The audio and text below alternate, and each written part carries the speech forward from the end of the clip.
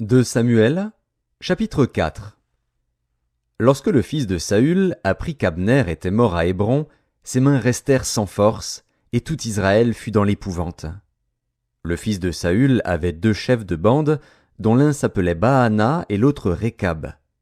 Ils étaient fils de Rimon de Béhéroth, d'entre les fils de Benjamin. Car Béhéroth était regardé comme faisant partie de Benjamin, et les Béhérothiens s'étaient enfuis à Githaïm, où ils ont habité jusqu'à ce jour. Jonathan, fils de Saül, avait un fils perclus des pieds, et âgé de 5 ans lorsqu'arriva de Jizréel la nouvelle de la mort de Saül et de Jonathan. Sa nourrice le prit et s'enfuit, et, comme elle précipitait sa fuite, il tomba et resta boiteux. Son nom était Méphibosheth. Or les fils de Rimon de Béhéroth, Rékab et Baana, se rendirent pendant la chaleur du jour à la maison d'Ish-Bosheth, qui était couché pour son repos de midi. Ils pénétrèrent jusqu'au milieu de la maison, comme pour prendre du froment, et ils le frappèrent au ventre. Puis Rékab et Baana, son frère, se sauvèrent. Ils entrèrent donc dans la maison pendant qu'il reposait sur son lit dans sa chambre à coucher. Ils le frappèrent et le firent mourir, et ils lui coupèrent la tête. Ils prirent sa tête, et ils marchèrent toute la nuit au travers de la plaine.